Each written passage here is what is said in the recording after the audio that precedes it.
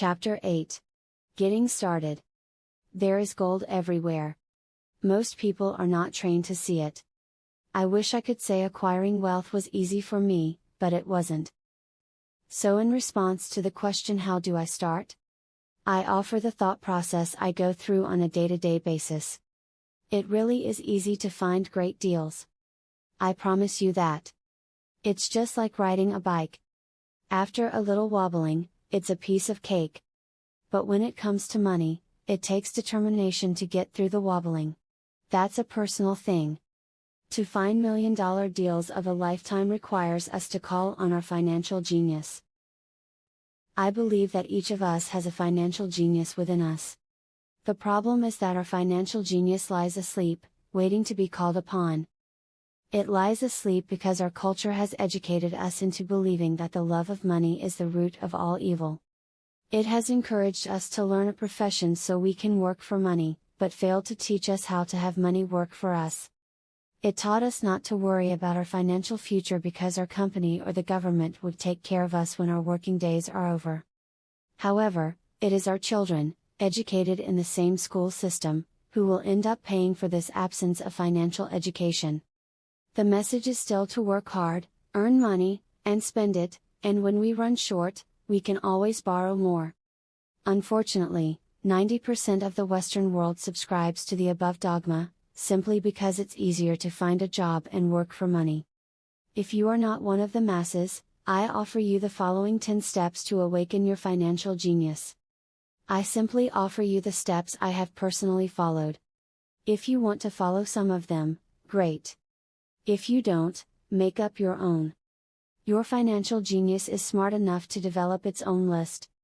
While in Peru, I asked a gold miner of 45 years how he was so confident about finding a gold mine. He replied, "There is gold everywhere. Most people are not trained to see it." And I would say that is true. In real estate, I can go out and in a day come up with 4 or 5 great potential deals, while the average person will go out and find nothing, even looking in the same neighborhood. The reason is that they have not taken the time to develop their financial genius. I offer you the following 10 steps as a process to develop your God-given powers, powers over which only you have control. 1. Find a reason greater than reality, the power of spirit. If you ask most people if they would like to be rich or financially free, they would say yes. But then reality sets in. The road seems too long with too many hills to climb. It's easier to just work for money and hand the excess over to your broker. I once met a young woman who had dreams of swimming for the U.S. Olympic team. The reality was that she had to get up every morning at 4 o'clock to swim for 3 hours before going to school. She did not party with her friends on Saturday night. She had to study and keep her grades up, just like everyone else. When I asked her what fueled her superhuman ambition and sacrifice, she simply said, "I do it for myself and the people I love. It's love that gets me over the hurdles and sacrifices." A reason or a purpose is a combination of wants and don't wants. When people ask me what my reason for wanting to be rich is, I tell them that it is a combination of deep emotional wants and don't wants. I will list a few. First, the don't wants, for they create the wants. I don't want to work all my life. I don't want what my parents aspired for, which was job security and a house in the suburbs. I don't like being an employee. I hated that my dad always missed my football games because he was so busy working on his career. I hated it when my dad worked hard all his life and the government took most of what he worked for at his death. He could not even pass on what he worked so hard for when he died. The rich don't do that. They work hard and pass it on to their children. Now the wants.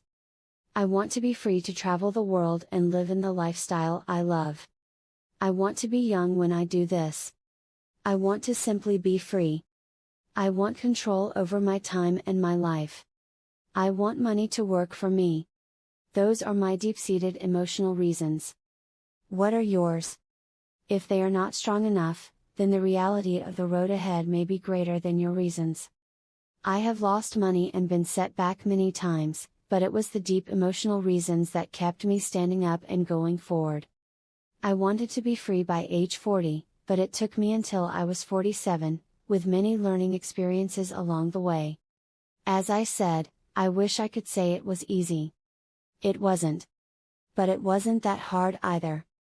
I've learned that, without a strong reason or purpose, anything in life is hard.